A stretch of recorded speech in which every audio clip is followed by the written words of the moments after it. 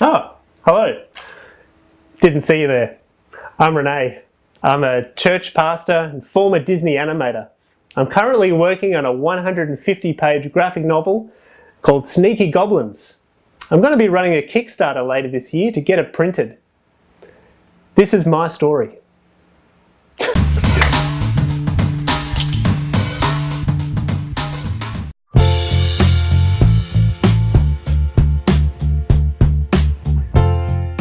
Well, at the very start, I used to love the Peanuts comics. I used to love going to the library and finding those Asterix comics.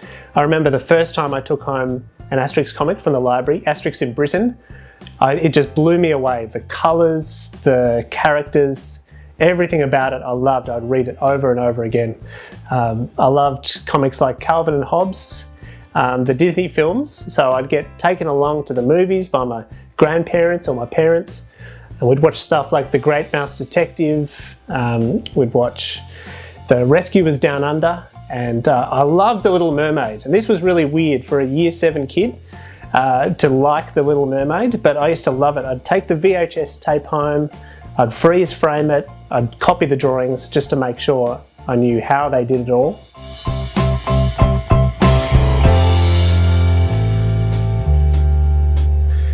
Well, probably my first professional job as a cartoonist was working with a clothing company called Harvest Hemp. So these guys distributed hemp clothing in Australia through some major outlets, and they had a publicity department that had a lot of cartooning in it. So one time the art director got me to do a full 22-page comic about these tiki characters who lived on an island and wore hemp clothing. And that was my very first ever professional comics job. And then, of course, Walt Disney in Sydney. I got the job there as a trainee in-betweener and stayed there for 5 years. Eventually became a character animator, and it was a terrific experience. I learnt so much on the job, and it was an incredible work environment because you had so many other people like yourself, big fans of animation and cartoons and comics, and so there was that social aspect and just being encouraged to keep getting better, to keep improving on the job. So when I finished at Disney, I decided that I wanted to do something different, and I quite liked the idea of Christian ministry because I've been going to a church for a long time, and I got into campus ministry at university just to test the waters a little bit to see if I liked it. And after a couple of years I thought, yep, I can do this, and I went into study. I went into the seminary to learn. I should say I went into a theological college to learn more about the Bible and to study.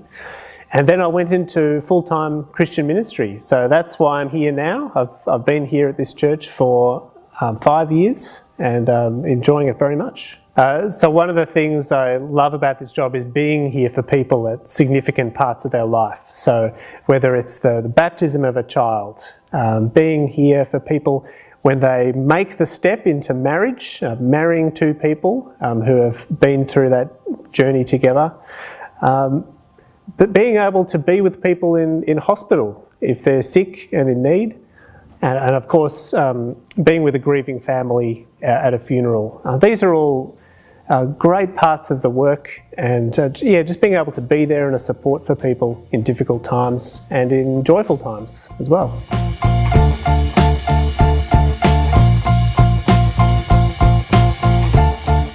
Well, I'm still doing animation. I do some short Bible story cartoons that I've been making in Flash and putting up on my YouTube channel. I've also been working on some landscape paintings. I take my portable easel out into nature and do some paintings in the open air.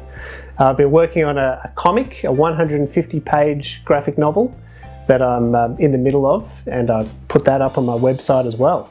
Well, the hero in my comic is Dank. He's a goblin. He's an assassin school dropout, and he gets sent on this impossible adventure to get something for this crime boss here, and he gets some help from his friends, from people he meets along the way, And so it's very much a story about hope, about becoming more confident as you gain experience and go along the way. One of the things that really inspired me to do this comic was the fact that I really wanted to write something for my children. I've got 2 boys, 7 and 10 years old, and I wanted to make them a story that I could give them, that I could have on the shelf, and then maybe eventually they could give to their kids down the line.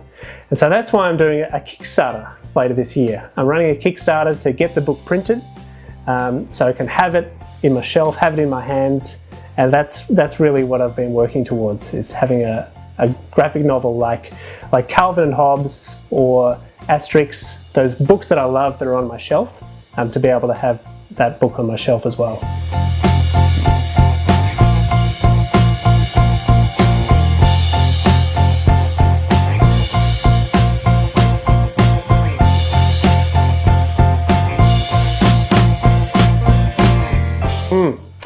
Excellent question. Well, I take my cues from C.S. Lewis and Tolkien, who were both Christians, who were part of actually the same Christian writers group in England. And their work, of course, involved a lot of sorcery, a lot of witchcraft, a lot of looking into the spirit world. And I think fiction with that kind of reference, using those themes, I think actually helps people to think about the world beyond this one. And I think that was Tolkien and Lewis's intention, was to help people to look beyond this world and to think and to consider, yeah, maybe there is more to what we can see.